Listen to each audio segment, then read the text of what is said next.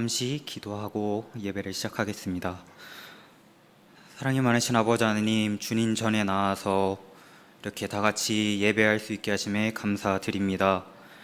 오늘 하나님을 기쁘게 하시는 설교가 예배가 되길 원합니다. 하나님의 말씀을 들을 때 하나님을 향한 나의 마음을 알게 해주시고 회개하게 해주시고 하나님의 마음을 알게 해주시옵소서. 감사드리며 이 모든 말씀 예수 그리스도의 이름으로 기도드렸습니다. 아멘. 저희 주님이 주신 말씀 제가 한 절, 여러분이 한 절, 이제 마지막으로 다 같이 한 절 교독하도록 하겠습니다. 오늘 주님이 주신 말씀은 요한복음 12장 24절에서 26절 말씀입니다. 요한복음 12장 24절에서 26절 말씀입니다. 신약 성경으로는 이제 168장입니다. 제가 먼저 읽도록 하겠습니다. 내가 진실로 진실로 너희에게 이르노니 한 알의 밀이 땅에 떨어져 죽지 아니하면 한 알 그대로 있고 죽으면 많은 열매를 맺느니라.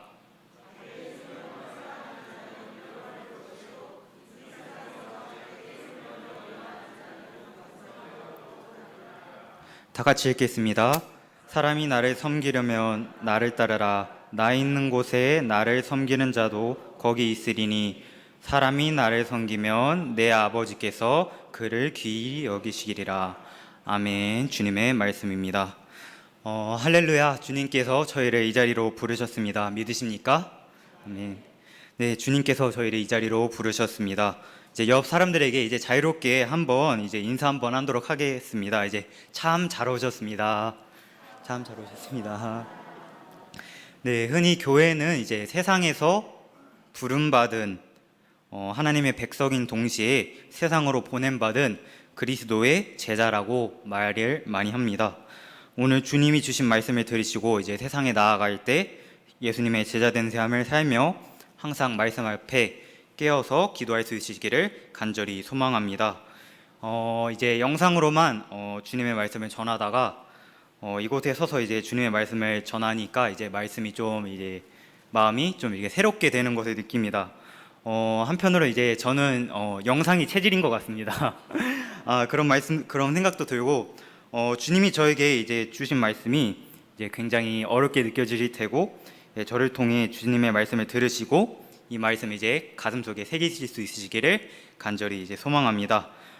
저는 이제 대학원에 다니고 있는 이제 초보 유치부 전도사입니다. 이제 설교를 준비하거나 이제 떨리거나 염려되는 점이 없다면 그것은 이제 거짓말이겠죠. 이제 솔직히 저는 한 3가지 정도 이제 염려되는 점이 있었습니다. 이제 첫 번째로는 이제 성도님들께서 저기서 설교하는 저 사람은 누군가 할까봐 이제 제가 누구신지 모를 수 있으실까봐 이제 쓸데없는 생각이 이제 이렇게 염려가 됐습니다. 이제 사역을 시작한 지 1년 반을 지나고 있는데 코로나 때문일 수도 있고 이제 겉으로 드러나지 않기 때문일 수도 있지만 그래도 나를 모르는 이제 성도님들이 계시면 어떡할까?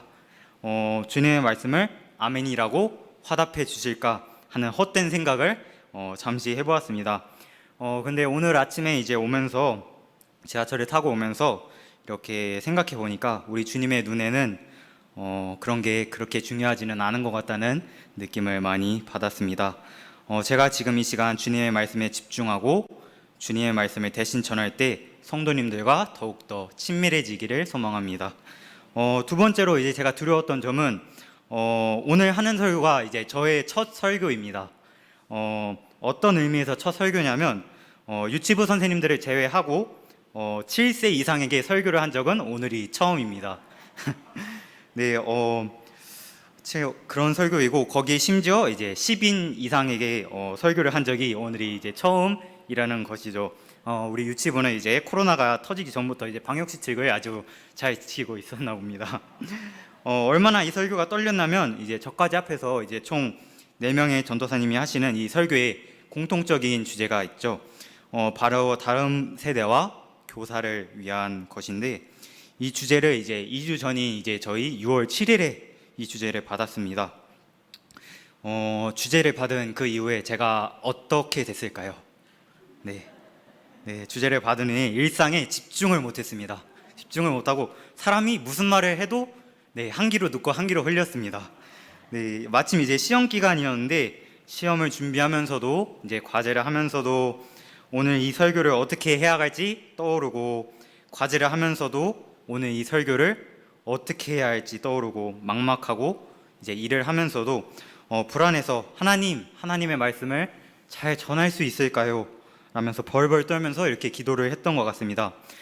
이 두 가지의 경험은 이제 간단한 경험이고 오늘 제가 말하고자 하는 이야기의 주제는 세 번째 떨림에 나타납니다. 세 번째로 떨렸던 점은 앞서 이야기해드렸던 이제 두 개의 경험 이후에 나타났습니다. 저는 학기 중에는 이제 신학교 도서관에서 이제 일하고 있습니다. 주로 도서관에서 책을 분류하는 일을 하는데요. 분류라면 이제 책이 들어오면 어떤 종류의 책인지, 가격은 얼마인지, 그 책의 정보는 어떻게 되는지 그것을 작성하는 일을 합니다. 그 정신없는 일을 하는 와중에도 설교가 너무 긴장이 돼서 2주 전부터 하나님 제발 도와주세요. 설교 도와주세요. 이렇게 기도를 드렸습니다. 이렇게 기도를 드린 후에 제가 책을 딱 하나 들었는데 그 책에 무엇이 써져 있었을까요? 네, 바로 오늘 하나님이 주신 말씀이 그 책에 써져 있었습니다. 한시름 놓고 돌아와서 하나님의 말씀 주셔서 너무 감사합니다. 기도한 후에 설교를 쓰기 전에 기도를 하며 있는데 저에게 이제 두 가지 마음이 들어오게 되었습니다. 첫 번째로는 너 왜 이 설교 나한테 맡기지 않니? 라는 마음이 들어왔습니다. 제가 아이들에게 이제 설교하고 가르치기 전에 항상 드리는 기도가 있습니다. 어떤 기도냐면 하나님 오늘 설교 도와주세요. 이렇게 항상 기도를 드렸습니다. 근데 하나님께서 그 기도를 그렇게 기뻐하시지는 않는 것 같다는 것을 나중에서야 알게 되었습니다. 설교가 하나님께서 저를 도와주시는 일이 아니라는 것을 알게 되었습니다. 설교가 제 일이고 하나님이 나를 도와주시는 일이 아니라는 것이죠. 설교는 이제 하나님의 일이시죠. 하나님의 일이세요. 하나님의 말씀을 전하는 것이니까 저를 도와주실 이유가 전혀 없었습니다. 그 다음부터 이제 기도가 바뀌었습니다. 어떻게 기도가 바뀌었냐면 주님 오늘 이 예배 속에서 주님의 말씀이 있는 그대로 증거되기 원합니다. 주님 저를 사용하여 주시옵소서. 제가 많이 둔하고 그렇지만 눈물로 기도하니 깨닫게 해주셔서 주님의 마음 알게 해주시고 과장하지도 빼지도 않고 오직 주님의 마음만 전하게 해주세요 라고 기도하게 되었습니다. 성도님들과 특별히 가르치는 자로 부름받은 선생님들에게 더도 말고 덜도 말고 주님의 마음만을 전할 수 있는 힘이 생기실 수 있기를 소망합니다. 두 번째로는 또 다른 마음이 들어왔습니다. 너 오늘 이 설교를 위해서는 이렇게 두려움에 떨면서 기도하는데 너 아이들 설교 준비할 때 가르칠 때 이렇게 두려움에 떨면서 기도해 본 적 있니? 라는 마음이 들어왔습니다. 저는 그 마음 앞에서 아무 말도 하지 못했습니다. 그리고 제일 두려웠던 것 같습니다. 고등학교 때부터 이제 제가 교사를 해오면서 나름대로 이제 많은 사역을 해왔다고 생각하지만 그나마 저의 눈으로 하나님의 눈이 아닌 저의 눈으로 성공한 사역 혹은 교육이었다라고 말할 수 있는 것은 개인적으로 눈물의 기도로 또 거룩한 부담감과 긴장감을 가질 때에 사역과 교육들이 성공했다고 느낄 수 있었습니다. 오늘 하나님도 각자 개인들에게 너 그 사람을 위해 얼마나 노력하고 있니? 라는 말씀을 던지지 않으실까 싶습니다. 그래서 설교를 마무리한 어제부터 더 두렵고 떨림으로 나아가게 되는 것 같습니다. 코로나가 퍼지고 이제 영상을 20년 이제 4월 19일부터 제가 시작을 하게 되는데요. 아이들에게 영상을 매주 보내고 이제 현장에서도 이제 가끔가다 아이들이 오면 설교를 하며 이제 힘들어서 울기도 많이 울었습니다. 그렇지만 힘들어서 하나님께 도와달라고 기도한 적은 있어도 이제 아이들에게 하나님의 말씀이 잘 들어가게 해주세요 라고 눈물로 기도한 적은 많이 없는 것 같아 참 부끄럽고 하나님께 면목이 없었습니다.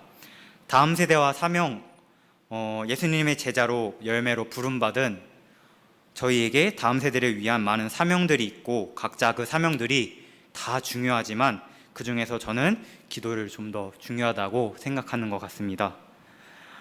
지금도 온라인으로 예배 드리고 있는 이제 우리 다음 세대들이 지금 있을 텐데, 그 아이들이 하나님의 말씀을 듣고 하나님의 마음을 알 수 있길, 더 나아가서 물론 저도 잘하지는 못하지만 세상 가운데서 말씀을 전하는 데에 노력하고 한 영혼을 위해 기도할 수 있는 성도님들 될 수 있기를 소망합니다.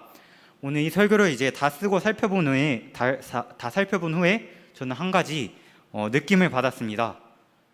이 말씀이 정말 무거운 말씀이구나. 여러분, 이 시간 이제 하나님의 말씀을 들으실 때 딱딱하고 어렵더라도 이 말씀이 주시는 교훈을 새기실 수 있는 시간 되길 소망합니다. 오늘의 본문인 요한복음 12장의 전체적인 배경을 보게 되면 예수님의 공생애의 마무리, 즉 공적 사역의 마무리가 가까워지는 부분이라는 것을 우리는 이제 성경의 12장 전의 본문들을 보면 알 수가 있습니다. 저희는 공생애의 마무리를 이제 11장까지 포함해서 순서대로 이제 4가지로 나눌 수 있을 것 같습니다. 첫 번째로는 이제 11장에서 죽은 누군가가 부활을 하게 됩니다. 죽은 누군가가 부활을 하냐면 바로 죽은 나사로가 부활을 하게 됩니다. 두 번째로는 이제 우리는 마리아가 예수님께 향유를 붓고 머리로 이제 발을 닦는 것을 볼 수 있고요. 세 번째로는 이제 예수님께서 어린 나귀를 타시고 백성들의 환호를 받으시며 예루살렘으로 입성을 하신 후에, 네 번째로 마지막으로 오늘 저희가 본문이 속한 부분에서는 예수님께서 자신의 죽음을 준비하시고 때가 왔도다 라고 말씀하시고 계십니다. 자신의 죽음을 이제 마지막으로 이제 공개적으로 진술을 하시게 되는데요. 우리는 영광을 얻으실 이때가 언제인지 알고 있어야 합니다. 영광을 얻으실 바로 그때는 예수님께서 바로 십자가 앞에 서실 그때시지요. 이 마지막 공적 진술들이 적힌 오늘의 본문에서는 예수님께서 인자가 영광을 얻는 것에 대해서 설명을 하십니다. 우리 다 같이 24절을 다 같이 읽어보도록 하겠습니다. 다 같이 24절을 읽어보도록 하겠습니다. 시작. 내가 진실로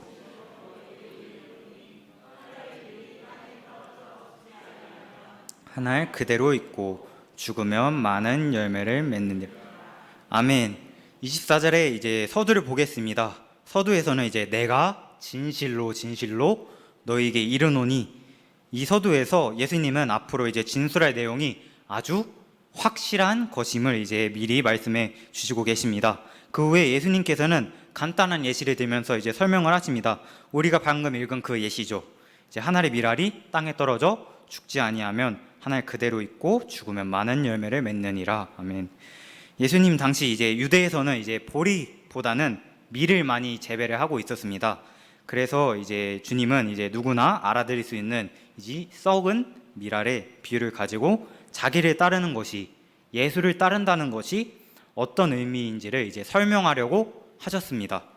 우리가 아는 지식으로 먼저 씨와 열매의 비유를 한번 해석해 보겠습니다. 씨가 효과적이기 위해서는, 그러니까 씨가 해야 할 일을 하기 위해서는 씨가 죽어야 하는데 죽지 않으면 한 알 그대로 있고, 씨의 자연스러운 기능은 죽어야만 나타나기 때문에 많은 열매를 맺는 거기 때문에 결국 씨는 죽어야 한다는 것입니다. 이 비유는 이제 무엇을 나타내는 것이냐면 곧 예수님의 죽음이 궁극적인 결실의 필수적인 것이라는 사실을 나타내고 있습니다. 이 예시를 예수님께 적용해 보면 이렇습니다. 열매가 씨의 죽음 없이 맺힐 수 없는 것처럼 독생자도 하나님의 자녀들이 생겨나기 위해서 죽으셔야 한다는 것입니다. 요한복음 이제 3장 16절을 우리가 많은 아는 3장 16절을 보면 이렇습니다. 하나님이 세상을 이처럼 사랑하사 독생자를 주셨으니 이는 그를 믿는 자마다 멸망하지 아니하고 영생을 얻게 하려 하심이라. 이 말씀처럼 예수님이 십자가 앞에서 죽으신다는 목적은 하나님의 더 큰 사명의 목적을 두고 있습니다. 예수님은 저 비유를 이제 수많은 사람들에게 말씀하시면서 어떠한 느낌이셨을까요? 하나님께서 영광을 얻게 된다는 기쁜 마음과, 또는 나를 통해 구원받는 자들이 생길 거라는 기쁜 마음도 있었겠지만, 우리가 이 성경에 나오지 않은 27절을 보면 이때를 면하게 해 주옵소서 라고 예수님께서 잠시 말을 하시게 됩니다. 예수님께서도 이 땅에 인간으로 육신으로 잠시나마 오셨기 때문에 괴로운 마음을 가지셨습니다. 하지만 그것도 잠시 기꺼이 아버지께 자신의 아버지의 뜻에 순종하겠다고 다짐하십니다. 저렇게 육체의 고통을 이제 미리 아시면서도 순종하실 수 있었다는 것은 이 땅을 구원하겠다는 눈물의 기도가 있었고, 오직 하나님의 이름을 영광스럽게 할 다짐, 그 눈물의 기도가 있었기에 가능하지 않았을까 싶습니다. 24절에서 열매는 히브리어로 페리라고 하는데요. 페리는 이제 자손을 의미하기도 하지만 비유적으로는 행동의 열매를 나타냅니다. 따라서 이제 본 절에서 많은 열매가 우리에게 전달하는 의미는 크게 두 가지 관점에서 이제 해석을 할 수 있는데요. 첫 번째는 예수 그리스도의 십자가의 죽음으로써 온 세대에 흩어진 하나님의 자녀들을 하나로 모으게 될 것이라는 의미를 전달해 주는데, 즉 이것은 이제 예수님께서 이 땅에 오신 목적이시지요. 둘째는 예수님 안에서 새 생명을 얻은 사람들이 그분의 삶을 본받아서 이 세계를 새롭게 변화시켜 갈 것이라는 것을 전달해 줍니다. 이 두 가지를 이제 상상만 해도 예수님께서는 아주 좋은 마음을, 이제 기쁜 마음을 가지고 있었을 것입니다. 이 예시는 이제 죽음에 대해서 이제 상당히 이제 다른 관점을 제시할 수도 있는데요. 어떤 관점을 제시할 수 있냐면, 우리는 이제 죽음은 일반적으로 일상적인 경우로는 이제 부자연스럽고 이제 전적으로 이제 비생산적인 것이라고 이제 생각을 저희가 합니다. 하지만 이제 하나님의 아들 그 예수 그리스도의 죽음은 그와 정반대라는 것입니다. 왜냐하면 이 비유에서 하늘의 미래 죽음은 자연적인 것이며 그것도 매우 많은 양이 생산되는 수단이 된다는 점에서 다른 점을 띌 수 있다는 것입니다. 우리 한번 24절의 미랄에 대한 비유를 이제 곰곰이 생각해 보길 원합니다. 원래 이제 알고 있던 말씀이어서 또는 이제 해석에 대해서 다 아시는 분들도 계실 것입니다. 또는 이 의미를 다 아실 수도 있습니다. 하늘의 미랄의 죽음은 이제 여전히 죽음이기는 하지만 죽음이라는 결과보다는 생명을 생산한다는 결과로 더 알려지고 있다는 것을 우리는 알게 되어집니다. 다시 한번 말하면 씨앗이 무색해 되어지는 않는다는 것입니다. 본래 특색을 드러내거나 이제 이러 보잘것없어져서 대체되기보다는 확장되고 재생산된다는 것이죠. 예수님께서 이제 당시에 이제 어떻게 말씀하셨을까요? 이제 제가 이제 어제 찬양을 들으면서 이제 생각을 해봤는데, 찬양 중에 이제 청관웅 목사의 이제 미랄이라는 찬양을 굉장히 제가 좋아합니다. 이제 고등학교 때 이제 수능을 앞두고 이제 굉장히 이 찬양만 이제 주구장창 들었는데, 이 찬양을 들으면서 예수님이 어떻게 말씀하셨을까 이렇게 한번 이제 감히 생각을 해보았습니다. 저는 이렇게 생각했습니다. 나는 많은 열매를 맺기 위해 하늘의 미랄이 되어 썩기를 원하기에 내가 십자가에서 죽겠다. 내가 죽어야만 세상이 구원을 얻게 되고 구름처럼 많은 사람들이 하느님 나라에 들어가는 영광을 얻게 될 것이다. 하지만 만일 내가 십자가를 무서워서 회피한다면 이 세상에서 한 사람도 구원받지 못할 것이다. 예수님은 이 말씀대로 이제 성경에 나와 있듯이 행동에 옮기셨습니다. 그리고 제자들인 우리에게 오늘도 자신의 본을 따르라고 이야기하십니다. 내가 많은 열매를 맺기 위해 십자가에서 죽었던 것처럼 너희도 많은 열매를 맺기 위해 하늘에 썩는 미랄이 되어 죽어야 한다라고 말씀하시며 나를 따르라고 말씀하십니다. 우리가 예수님께서 말씀하신 이 미랄의 비유를 잊지 않게 되면 우리가 계속해서 성경에서 썩는 미랄이 된다는 것이 어떤 의미인지인 것에 대해서 더 정확히 알아갈 수 있습니다. 저는 이 미랄에 대한 말씀을 보면서 다음 세대를 이제 생각을 하다가 분명 나 자신도 혹은 이제 이 여기에 모이신 여러 이제 성도분들도 이제 누군가의 다음 세대였었고 예수님을 포함해서 그렇게 눈물로 기도하며 저희를 지금까지 키우신 미랄이 정말 많으셨다고 생각을 합니다. 저에게도 이제 미랄이 되신 분이 있으셨습니다. 이제 중학교 때 이제 다녔던 이제 모교회의 이제 전도사님이셨는데, 저는 이제 경기도 이제 양주라는 곳에서 이제 태어나고 자랐습니다. 이제 집에 갈 때 이제 1호선을 타고 이제 쭉 이제 소요산 방향으로 이제 쭉 가게 되면 이제 양주역에 나오는데, 종종 이제 그래도 환승 안 하고 이를 이제 1호선에서 이제 쭉 갈 수 있어서 좋겠다고 이제 말씀하시는 분들이 많이 계십니다. 근데 끝까지 이제 가는 곳에서 끝날까요? 예, 저는 이제 엄청 시골에서 태어나서 이제 또 내려서 이제 30분에 한 대 오는 이제 버스를 타고 어떻게든 잡아서 이제 그 버스를 타고 이제 30분 동안 이제 시골 안으로 깊숙이 들어가야 합니다. 예전과는 많이 달라졌지만 이제 그래도 이제 인서울인 이제 흑석과는 이제 달리 앞에 창문을 열면 이제 밭이 보이고 이제 뒤를 보면 이제 산이 보이는 그런 이제 평화로운 곳에서 자라게 되는데, 이제 대중교통도 이제 많이 없어서 지하철 타기가 얼마나 불편한지 이제 아직도 이렇게 그렇게 불평을 합니다. 이제 저희 어머니가 이제 이 설교를 보시면 넌 또 왜 이렇게 불평이 많니 이렇게라고 말씀하실 텐데, 아무튼 이제 저는 그렇게 구석진 곳에서 이제 저의 집과 이제 모교회에서 신앙생활을 했습니다. 특히 그곳에서 이제 목회나 이제 사역을 하기란 더욱더 어렵죠. 왠지는 모르겠는데 이제 유난히 저희 지역에는 이제 중고등학생들이 이제 말하면 막 나가던 곳이었습니다. 오토바이를 이제 거리를 이제 질주하는 것은 물론이고 이제 잔뜩 취해서 다니고 이제 길거리에 이제 골목을 보면 누구나도 한 번쯤 볼 법한 이제 담배를 피고 있고, 그렇게 이제 많이 그런 곳에서 이제 잠시 중학교 때 저를 봐주신 전도사님이 한 분 계셨는데요. 그 전도사님의 특징은 이렇습니다. 바로 정말 많이 눈물로 기도하셨고 저희에게 정말 많이 기도를 시키셨습니다. 두드러지는 점이나 이제 설교를 이제 엄청 잘하시거나 이제 그러시지는 않았다고 이제 많은 성도분들이 기억하십니다. 그럼에도 불구하고 이제 10명을 넘는 아이들이 이제 주일도 평일도 아닌 이제 주말에 토요일에 나와 동그랗게 둘러 앉아서 기도하고 말씀 나누기를 2시간 이상씩을 했습니다. 이 2시간 이상씩을 토요일에 나와서 한다는 것은 요즘과 이제 비할 바는 아니지만 당시에 그건 정말 기적 같은 일이라고 저는 생각을 했습니다. 그 아이들을 놓고 기도하시고 저처럼 이제 누군가에게 살갑게 그렇게 다가가진 못하지만 누구보다 아이들에게 관심도 많으셨고 이제 애정도 많으셔서 당시에 완전 이제 모교회의 부흥기가 시작이 되었습니다.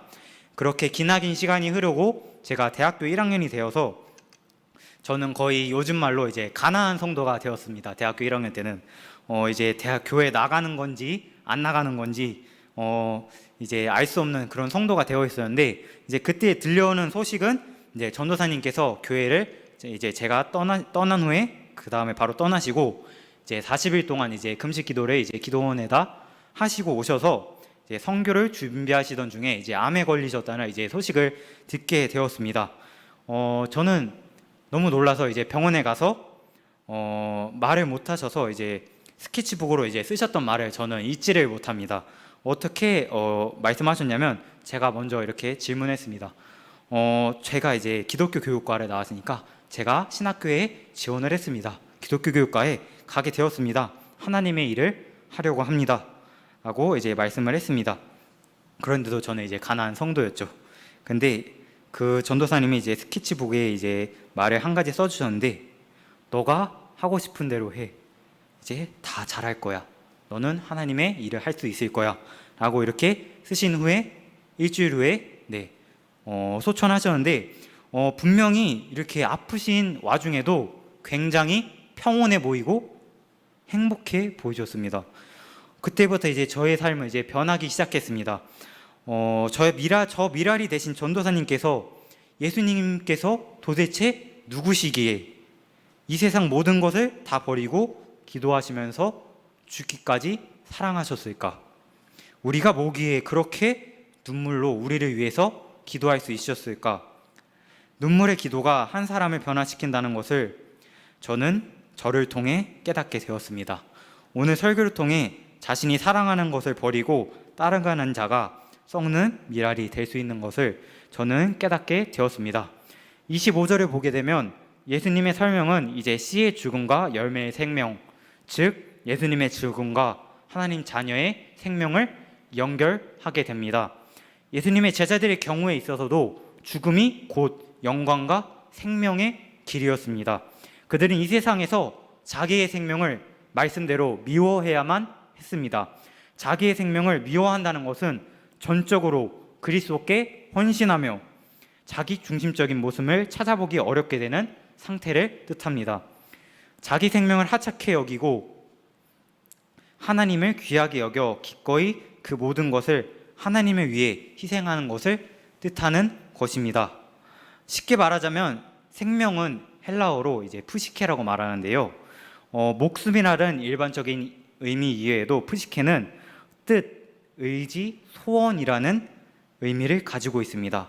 그러므로 생명을 미워하라 라는 말은 우리의 뜻이나 소원을 부정하라는 의미와 같다고 볼 수 있습니다.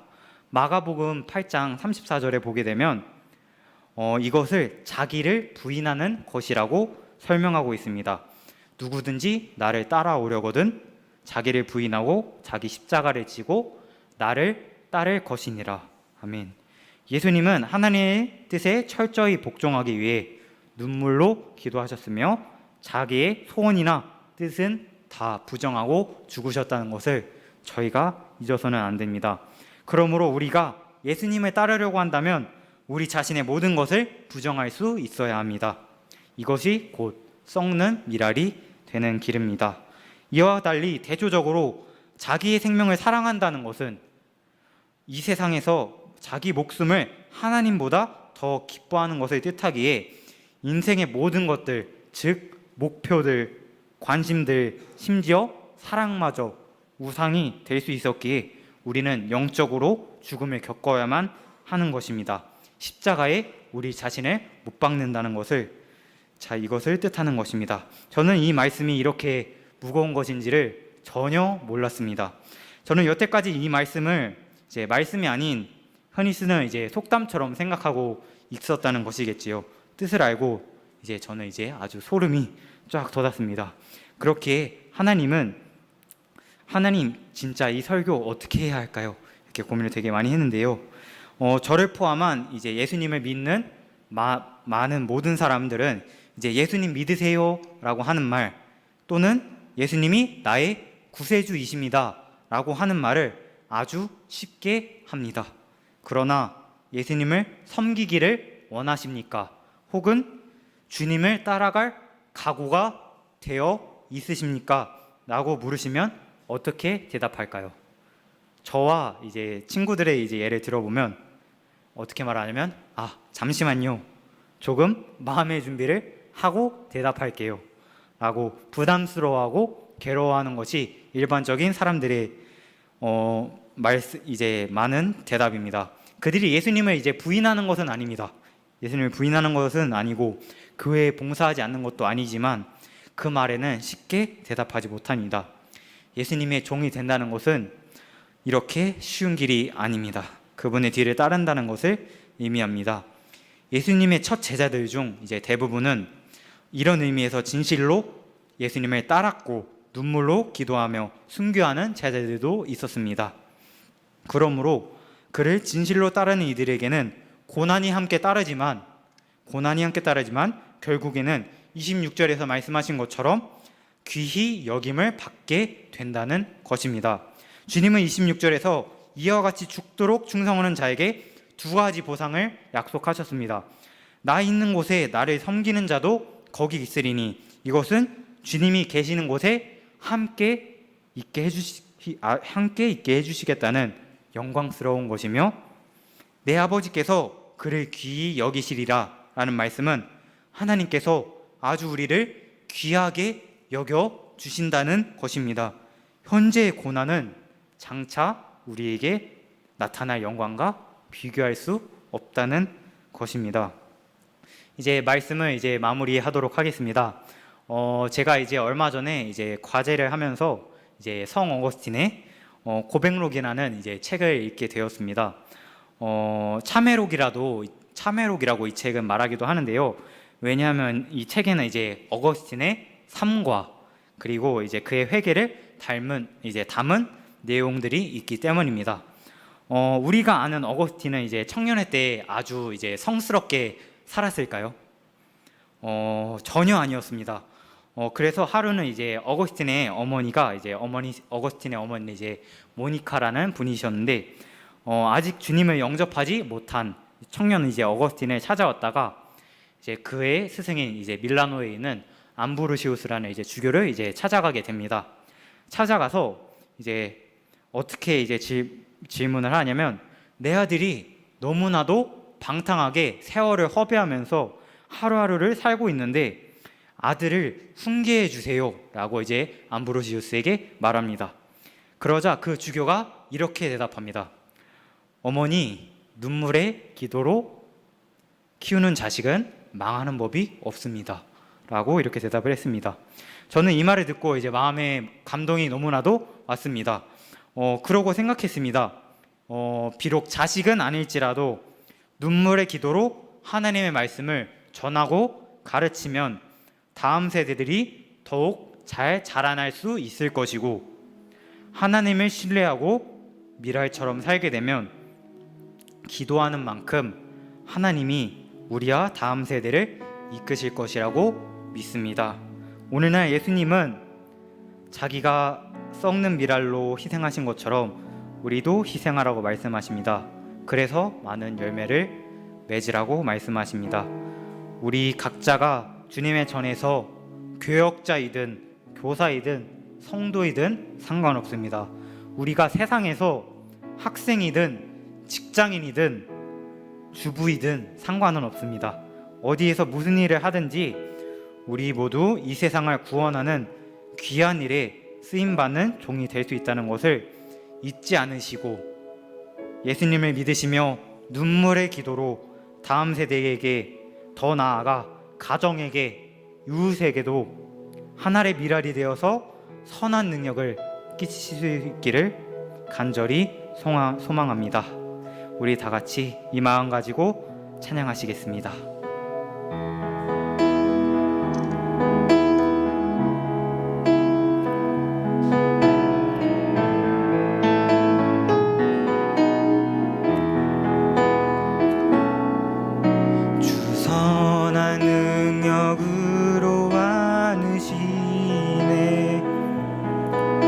그 크신 팔로 날 붙드시네.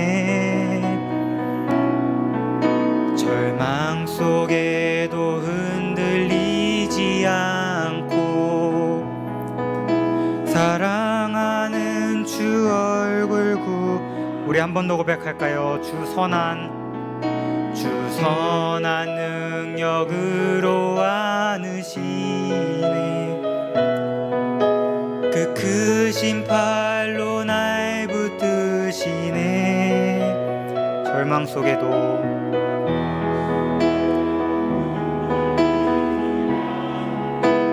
사랑하는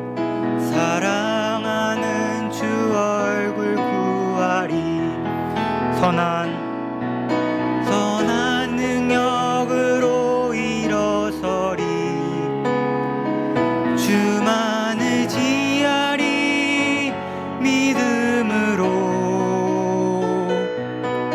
우리 고대 안에 주 오실 그날 영광의 새날을 2절로 고백할까요? 이전의 괴로움 날에 고난의 길을 걷는다 해도 주님께 모두 맡긴 우리 영혼 끝내 승리의 말을 맞으리. 3절로 고백할까요? 주님이 마신 고난의 쓴잔을 우리도 감사하며 받으리. 주님의 남은 고난 채워가며 예수와 복음 선한 능력으로 일어서리. 주만을 지하리. 믿음으로 우리 고대 안에 주어질 그 영광에. 우리 마지막으로 고백할까요? 선한 능력으로 일어서리. 주만을 지하리. 믿음으로 우리 고대 안에 주어질 나 영광의 새날을 맞이. 지금 이 시간 기도하실 때 주님, 우리가 눈물의 기도로 다음 세대를 키워나가길 원합니다. 주님처럼 하늘의 미랄이 되어 세상에 주님을 전할 수 있도록 도와주시옵소서. 우리 다 같이 이 마음 가지고 기도하시겠습니다. 사랑이 많으신 아버지 하나님, 우리가 눈물의 기도로 다음 세대와 더불어 이웃과 가정을 키우길 원합니다. 주님처럼 하늘의 미랄이 되어서 주님을 섬기며 세상에 주님을 전할 수 있도록 주님 도와여 주시옵소서. 주님, 아버지, 주님을 따라간다는 것이 너무나도 어렵습니다. 주님, 그럼에도 불구하고 저희가 주님을 믿을 때 저에게 힘이 아닌 주님의 힘으로 저희를 도와주시옵소서. 주님, 성령의 능력으로 주님 저희를 도와주시옵소서. 저희의 힘으로는 할 수 없습니다. 저희가 다만 눈물의 기도로 기도하니 주님, 그 기도를 풀어주시옵소서. 사랑이 많으신 주님, 저희가 오늘 주님 전에 나와서 기도하고 예배드렸습니다. 주님, 저희가 눈물의 기도로 다음 세대와 이웃과 가정을 키울 수 있도록 주님 도와여 주시옵소서. 주님처럼 하늘의 미랄이 되어 살아가길 소망합니다. 주님, 저희 힘으로 할 수 없으니 주님 힘을 더하여 주시옵소서. 감사드리며 예수님의 이름으로 간절히 기도드렸습니다. 아멘.